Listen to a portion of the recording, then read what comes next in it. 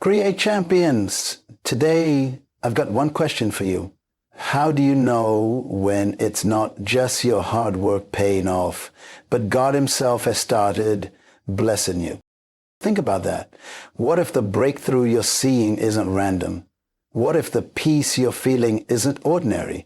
What if the shift happening around you is heaven's way of saying, I'm with you? So many people chase signs from the world, but overlook the signs from God. And that's why this message is urgent, because when God blesses you, there are clear signs. You just need to know how to recognize them. In this video, I'm going to show you exactly what those signs are and how to walk in them with boldness and confidence. Don't miss a second of this. This could be the confirmation you've been praying for.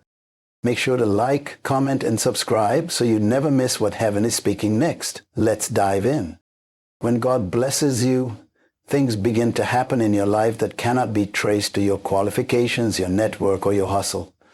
You look around and see doors opening that were previously sealed shut. You see pathways being cleared that you didn't even know existed. And here's the miracle. Your effort didn't change, but the results did. That's divine alignment. That's when God is orchestrating outcomes behind the scene. In the natural, most people are trained to chase after things. Positions, partnerships, promotions. The world says if you grind harder, you'll get more. But heaven operates on a different system. God doesn't bless you by adding pressure. He blesses you by aligning your steps with his purpose. It's not about pushing your way in. It's about being placed where you belong. Let's talk about David. When the prophet Samuel came to anoint the next king of Israel, David wasn't even invited to the lineup. His father thought so little of him that he left him in the fields. But when the oil refused to flow over David's brothers, Samuel said, "Is there not another?" And that's when the shepherd boy was summoned. The door to kingship opened for David. Not because he forced it, but because he was alive. He was faithful where he was, and God brought the opportunity to him. You know, a man named Marcus. He worked in IT for years, competent but unnoticed. He spent years serving faithfully at church, helping others build their businesses and never asking for favors.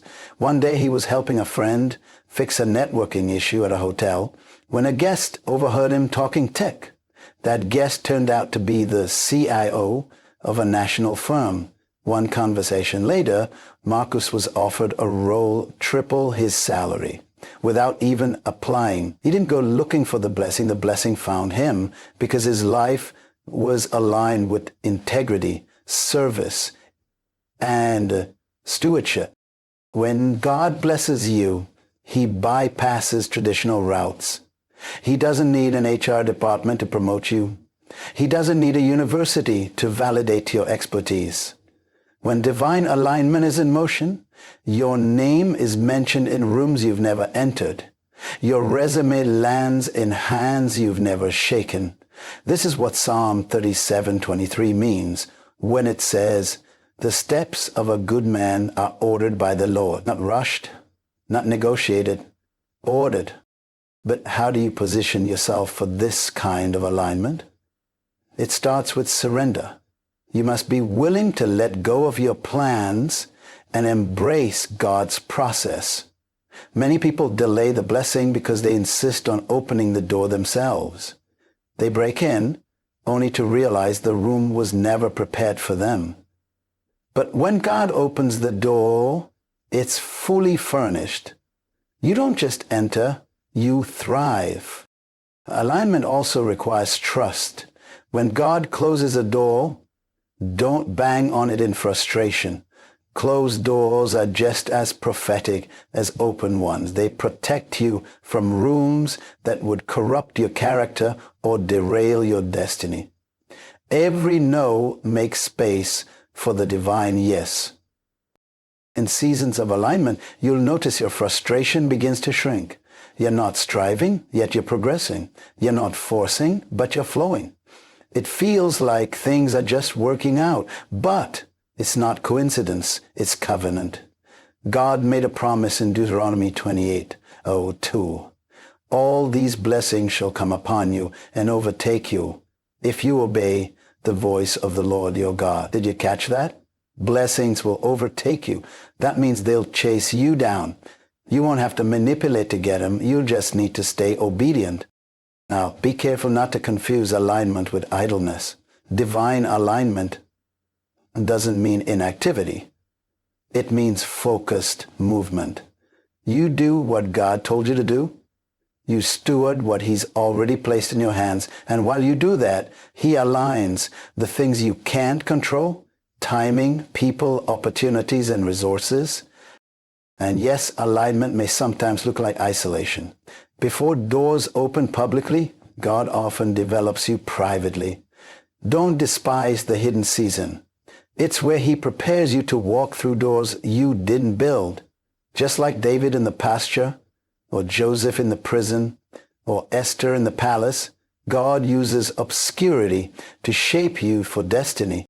So when you start seeing opportunities come without compromise, when you find yourself walking into places you've never lobbied for, when what used to take years now happens in moments, don't mistake it for luck. That's divine alignment. That's God's fingerprint on your life. That's the first sign he's blessing you. One of the clearest signs that God is blessing you is not a material possession, a title, or a crowd shouting your name. It's peace. Deep, unshakable, supernatural peace. A kind of peace that doesn't make sense to those watching your life. When the pressure around you increases, but your soul remains still. When storms rise, but your heart doesn't sink. You are standing in the flow of divine blessing. Peace is not the absence of trouble. It is the presence of God in the trouble. Too often we think blessing means everything looks perfect on the outside. But the truth is, God's most powerful blessings often begin in the inner man. That's why Philippians 4:7 declares, "And the peace of God, which transcends all understanding, will guard your hearts and your minds in Christ Jesus." That means, while the world is breaking under pressure, you are being guarded by peace. Let me tell you a story.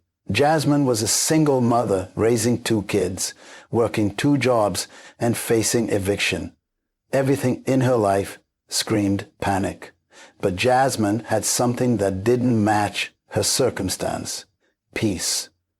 Every night before bed, she read Psalm 23 over her children, prayed, and thanked God for what she didn't yet see. One day, her landlord knocked on her door. Instead of an eviction notice, he handed her a letter. It was a donation from a local church that paid her rent for the next 4 months. Jasmine didn't break under pressure because she had already received the blessing of peace, and that peace positioned her for provision. Here's what most people miss. Peace is not a reaction, it's a resource. It is something God gives, not something you create. The world tells you to meditate, detach, or escape. But God says, "I will keep him in perfect peace, whose mind is stayed on me." Isaiah 26:3. That means peace is not the result of avoiding pressure. It's the result of fixing your focus on the one who holds the pressure in his hand. Do you remember Jesus sleeping in the boat during the storm? The disciples were frantic, the waves were crashing, and the wind was howling, but the Son of God was asleep. Why? Because he knew who was in control. When you know the one who commands the waves, you don't fear the water. When God blesses you with peace, you don't need to be removed from the storm. The storm just loses its power to move you. This kind of peace can't be faked. It shows up when the diagnosis comes in and you still lift your hands in worship. It shows up when the job is gone but your joy isn't. It shows up when friends walk away but your identity remains whole. That's when people begin to ask you questions. How are you still standing? Why aren't you losing your mind? And your answer becomes your testimony. Because God is with me. Blessed people don't just survive pressure. They carry peace into pressure-filled environments. They walk into hospitals with hope. They walk into courtrooms with clarity. They walk into board meetings with confidence because they know that peace is not a feeling, it's a force. And wherever the Spirit of God is, peace is the evidence. You might be in a season right now where everything seems like it should be shaking. But if you feel peace holding you together, that's not ordinary. That's not random. That's a divine indicator. God is blessing you. He's establishing your soul so the enemy cannot rattle your foundation. Don't ignore that stillness you feel. The world is addicted to noise and chaos. But when you are being blessed by God, He teaches you to be still, to rest while others are running, to trust while others are trying. That kind of stillness is not passive, it's powerful. It means you have locked into something greater than you. Sometimes God lets pressure build just to show you what you've really got. Because when peace rises higher than panic, you are living in a different realm. You are no longer reacting to earth. You are responding to heaven. And that's a sign, a divine sign. So if you're walking through something right now, don't just look for the exit. Look for the evidence. Has fear lost its grip? Has anxiety bowed its head? Has your mind remained clear when the situation turned dark? Then give God thanks, because that's not His strength. That's His peace. And that's how you know the blessing is already working. When God's blessing is upon you, time begins to obey His voice. What should have taken years happens in months. What others labor for, you receive through grace. Acceleration becomes your portion, not because you are smarter, faster, or more connected, but because you are chosen for a divine timeline. Look at Joseph. He went from prisoner to prime minister in one day. No job application, no political endorsement, just one conversation with Pharaoh, and suddenly he was ruling Egypt. That's what happens when God puts His hand on your life. He redeems time. He bypasses the rules. He promotes you in the presence of those who forgot you. This doesn't mean life will be easy. Joseph was falsely accused, forgotten, in prison, and abandoned. But the pressure was preparing him. When the blessing hit, it came suddenly, but Joseph had been shaped for it in the shadows. So I met a woman named Deborah who dreamed of becoming a real estate agent. For 10 years, doors closed. No clients, no sales, no growth. Then she heard God say, try again. This time she didn't strive, she surrendered. In 1 year, she outsold agents with decades of experience. Today, she trains others around the country. What changed? Not her strategy. Her season changed. Acceleration began, and nobody could explain it. God's blessing doesn't need explanation. It requires obedience. Sometimes God will skip steps, others say unnecessary. You won't have to climb the ladder because God will carry you to the top. When others are still qualifying, you're already operating. This is the mystery of favor. But here's the key. You must stay humble. Acceleration without character leads to destruction. Don't let speed make you forget the source. Remember, just because you didn't earn it doesn't mean you aren't called to it. God accelerates those who can handle the weight of blessing without losing their soul. If things are moving faster than you expected, stop asking why. Start saying thank you. You've stepped into a current of grace, and God is using you to display what heaven's timeline looks like. Another sign of divine blessing is provision that doesn't make mathematical sense. Your resources begin to stretch. Your needs are met before you even pray. Money shows up when the account was empty. and favor starts covering costs that money couldn't. I know a man named Lewis who gave his last $50 0 cents in an offering. That same week, he received a call about an inheritance from an uncle he didn't even know existed. The amount? $50,000. When he told me the story, he wept, not because of the money, but because of the message. God sees me. Provision is not just about paying bills. It's about reminding you that God is your source. Your job is a resource. Your network is a resource. But God is the one who commands ravens to feed prophets and opens rocks to pour out water. He doesn't need your economy to provide. He has his own. So when you start seeing your not enough stretch into more than enough, recognize the sign. God is blessing you. He's training you to trust.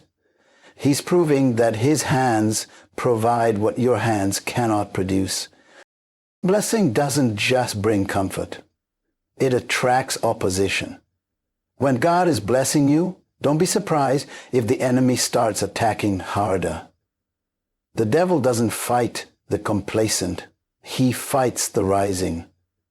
Resistance is often a confirmation that you're moving in the right direction. Nehemiah faced intense opposition while rebuilding the wall. Sanballat and Tobiah mocked him, lied about him, and tried to assassinate him. But Nehemiah didn't come down from the wall. Why? Because he understood when God blesses your work, the enemy will try to break your focus. Don't be discouraged by spiritual warfare. It's a sign the enemy sees something forming. He's not attacking your present. He's trying to stop your future. He knows what's coming, and he's terrified. I once coached a young leader named Mariah. The moment she accepted a ministry role, her relationship started shaking. Friends turned cold. Family questioned her decision. She almost quit until God showed her. The resistance is not punishment, it's proof. If you feel like hell broke loose when heaven opened up, don't panic. That pressure is not to crush you. It's to refine you. Stand your ground. The attack is a sign you're already blessed. When God blesses you, he elevates you in ways that protect, not inflate, your character. True blessing doesn't just put you in the spotlight, it makes sure the spotlight doesn't destroy you. For David ruled publicly, he was developed privately. He learned how to shepherd sheep before he shepherded people. He learned how to worship before he wielded a sword. Why? Because divine promotion always includes preparation. God doesn't just want you to the palace, he wants you ready for the palace. That's why some doors delay, not to punish you, but to prepare you. Blessing without preparation is like giving a teenager a throne. It leads to pride and destruction. But when promotion comes from God, it carries grace, humility, and maturity. You don't have to pretend. You just show up as you are because he shaped you for it. I knew a woman named Althea who got a sudden promotion in corporate firm. She thought she wasn't ready. But what she didn't know was that her quiet years in admin, her prayer life, and her conflict resolution skills had all been preparing her. Her promotion didn't inflate her ego. It affirmed her purpose. When you are blessed, God sends people. Not just anyone, but divinely assigned connections. People who recognize your value. People who protect your purpose. People who speak life when others spoke doubt. Jonathan found David and loved him as his own soul. Ruth clung to Naomi and entered destiny through covenant. Jesus chose 12 who walked with him through storms and miracles. Blessing attracts alignment, not just admiration. If you've noticed new relationships forming, godly ones, wise ones, purpose-filled ones. That's a sign. God is rearranging your circle to match your season. A young artist I know was struggling to find her voice. The moment she gave her gift fully to God, mentors began to appear. Doors opened not through fame, but through favor. And every connection led her deeper into purpose. When the right people show up, you won't have to beg to be seen. You'll be celebrated, not tolerated. And you'll know this is not networking. This is divine placement. I met a retired school teacher named Harold. He lived alone, drove an old truck, and had no social media. But when you spoke with him, his eyes sparkled with life. He would say, I don't have much, but I have peace. And that's everything. That's the kind of joy God gives when he blesses you. You don't need more to feel full. You start living lighter. You start loving deeper. You start dancing, even when there's no music. And people begin to notice there's something different about you. That difference, that glow, that peace in your eyes and power in your smile, that's the blessing. That's what happens when God's hand is on your life. When God blesses you, something begins to shift on the inside that the outside cannot explain. You start to crave his presence more than positions, his whisper more than applause, his word more than wealth. A divine hunger rises in your spirit, a desire not just to receive from God, but to know God himself. That desire is not natural. It's a sign. It means heaven has marked you. David, the king and warrior, said, as the deer pants for the water brooks, so pants my soul for you, O God. Psalm 42:1. David had the throne, the army, and the palace, yet his greatest hunger was for God. Why? Because he knew that intimacy is the true reward of blessing. The closer you get to God, the more everything else fades in comparison. Blessing isn't always about what God gives you. It's often about what he awakens within you. When your heart begins to long for his word, your ears begin to yearn for his voice, your spirit gets restless when you miss your prayer time. That's a sign. The blessing is maturing you. Let me tell you about Elijah. After calling fire down from heaven, defeating false prophets, and seeing miraculous power, he still ran to a cave. Why? Because the next blessing wasn't external, it was internal. God told Elijah to stand still. And then came a still small voice.